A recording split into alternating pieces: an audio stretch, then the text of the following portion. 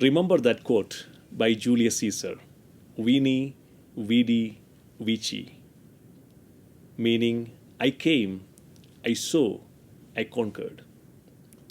It sounds like a glorious thunderclap every time you hear someone say it. Yes, humans have that privilege of slipping into evolved personalities and great success. But the success people achieve definitely isn't achieved overnight or solely by one's effort alone. Of course, they have to set their own goals and choose their paths to walk toward them. Along with those, they need some consistent support and opportunities. Carl Rogers, a humanistic psychologist, scientifically proposed that individuals, when given the opportunity, can figure out what is best for them. Yet, if their self esteem and self confidence get affected, it would be hard to bounce back. I would like to talk about when one's confidence and self esteem get damaged, how to get back and use that experience to transform society. Well, let me start off by telling you about a boy. I remember quite vividly. He was a shy and nervous lad in the fifth grade. He was what you would call average and unnoticed. In his school, in the last hour of every Friday, there used to be an activity hour. Students were to sing, dance, speak, put up comedy shows, or show any kind of talents in front of the class. Finally, on one Friday, it was the boy's turn to perform. He chose to sing as it was something quite close to his heart and easier for him to do compared to any other options. The 10-year-old boy went up to the pedestal and sang, facing 100 pairs of sharp, critical eyes. After his turn, he wobbled back to his chair and slumped down. But his ears burned when he heard no applause, no praise, only silence, just screaming silence. Imagine a shy 10-year-old boy, nervous, gathering the courage to go up and facing a crowd for the first time, but not hearing a single clap or word of praise as he sank into his chair. I was that boy.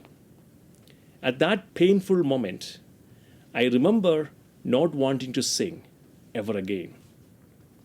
All the courage I had gathered crumbled. I watched as the loud extroverts got applauded yet again. Over time, I noticed that they were presented with more and more opportunities, and how this one incident became my endgame. How nobody was ready to give that little boy another chance because he messed up once and was forever labeled not talented. Through my gawky growing years, I began to strum a little bit on guitar. But one day in college, I was given the opportunity to join the band as a guitarist and was suddenly back on stage. At first, anxiety gripped me as I remembered the cold silence that followed a 10-year-old boy's performance years ago. My heart was racing, but my mind seemed to be resigned to face silence and disappointment. But this time, something was different. I was greeted with a big applause. The 10-year-old had vanished. An energetic youth stood in his place, all because of a music band. Eventually, the band was named after dreams and started out with some inspirational music performances along with motivational sessions to help students who hid behind shy raps and low confidence. So it also published a few music albums for empowering and transforming students. After a few years, one of my professors challenged me. with the advice that if you truly want to transform students, you should take it as a systematic and continuous program. What you are doing is not truly transforming. It was very hard for me to accept it, but it made me to review and work on developing a continuous after-school intervention program to mentor underperforming students with the help of a few local friends and youth in Monroe, Louisiana, USA. Today, it evolved into a free 3-year community university collaborative mentoring intervention program for the psychosocial and leadership development of school students, established at multiple locations in USA, India, and Germany. Keeping the program completely voluntary, non-institutionalized, and purely human resource driven, along with my primary professional and other commitments, was truly challenging. I reached a point when these projects were beginning to erode on my personal and professional lives due to the sheer amount of time and commitment they required. I was about to quit. But fortunately, something held me back. I had a casual but transformational conversation with a pilot, a friend who told me about his community service project that involved giving free flights to cancer patients during their treatment, along with his regular business. So he had also introduced me a few others who are undertaking diverse service initiatives, which are truly transforming people and communities. It struck me then that the sacrifice I was making was not restricted to just my efforts. Everyone who takes up good works are making difference by deliberately giving up something. This led me to start a free community conference to disseminate these type of voluntary initiatives and stories to further empower and transform communities. So this community conference network has also expanded into different groups and continents.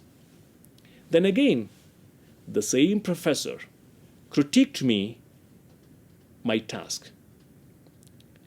She appreciated the conference as an initiative to transfer stories and models, but asked what I was doing for continued engagement to bring about the real transformation.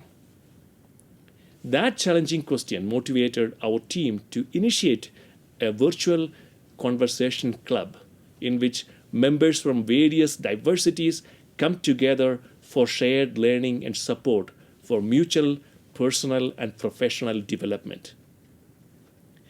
Through all these instances, I slowly started to realize that people help people to grow and sustain.